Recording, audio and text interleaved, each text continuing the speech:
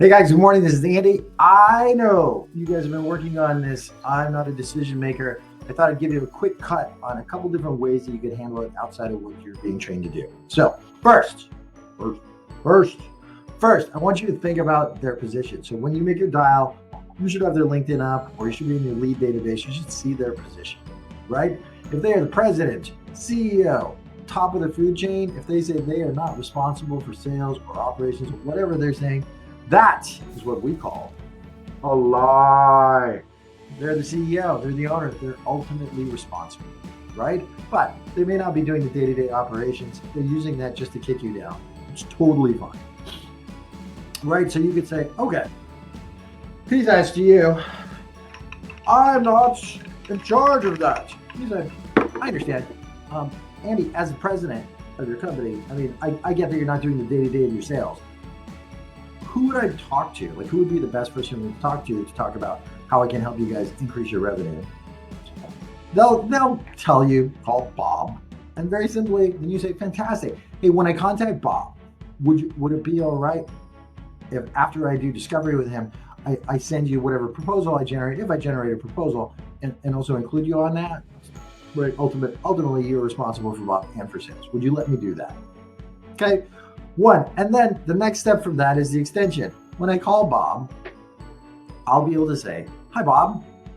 My name is Andy. I just talked to Thea, the president. And obviously, that's going to be a better handout, right? Hey, I just talked to Thea. Thea said that you were the right person for me to talk to. We were chatting about business development and sales. When can I get on calendar for a few minutes to talk to you about it? Okay, so this is what we call the hand down, right? If you sell up top, they're going to say, okay, but go talk to this other person. Now you get a hand down. It's called a warm hand down so that you can talk to the next stage. Okay. Now back to the CEO. So I'm talking to the CEO. They're like, hey, you should call Bob. No problem. You want to get a piece of information. Andy, right? Or Thea's our CEO. Thea, thank you so much for letting me chat with you. Could I ask you a question before I go? Okay.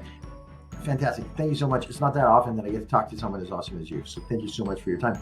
Hey, my clients are currently telling me, and we're supporting about $1 billion in clients right now. Most of them are telling us that one of the things they're having in their sales department is people are just like super into social, super into LinkedIn, and they're starting to get fewer results. And our clients are finding that the highest conversion rates are still on the phone, like getting on the phone and calling decision makers, just like I got you right now. Are you finding that in your business, right? That the phone is not being used enough? And I guess my question is, and do you know how your teams are handling that? It's going to be like, I don't know. I told you to call Bob. You're like, fantastic. Hey, Andy. Thea, thank you so much for spending time with me. I'll absolutely call Bob. I appreciate your time today. All right. Now you've had a discussion specifically about a topic you care about, using the phone for sales. He said, I don't know, call Bob. But now you can talk to Bob. Hey, I was talking to the CEO about this issue, right? Not using the phone. And Thea told me to call you, Bob, to discuss this, right? It's a good handout. It's a good way to get the CEO to hand you down to the correct person. So just remember the most important part.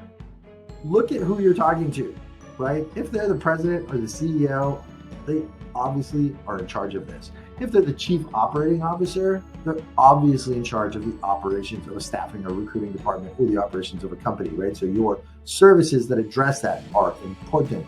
Now, let's say you call the VP of sales. So part two, the VP of sales, right? And that person goes, I look it up and I'm like, hi, Thea. Hi, Thea. I'm the VP of sales. Hi, Thea. The reason I'm calling you is I'd like the opportunity to show you what we're doing at HighConnects and how I can help you lift your job orders and your contracts. And I wanted to find some time. Wait.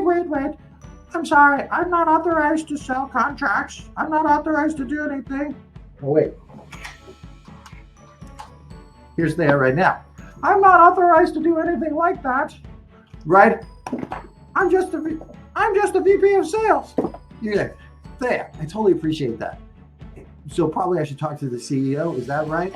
Yes, you should talk to the CEO. I can't sign any contracts. Don't call here.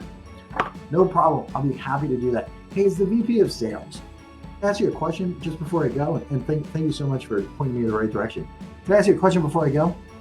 We're currently supporting clients just like you guys, and we're doing almost $1 billion in annual revenue that we're supporting. Our clients are telling us that a lot of their recruiters and their salespeople, they're just using LinkedIn, or they're sending email, or they're trying to do like drip marketing and social.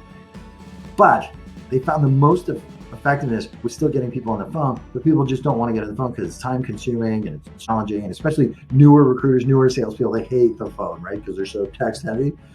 Are you finding that at your company? And like, how are you addressing that situation? Yeah, those new young people, they hate the phone. They're so scared to talk to people. They just want to send their filtered Instagrams. I totally get that. Hey, I will absolutely contact the CEO, Camille.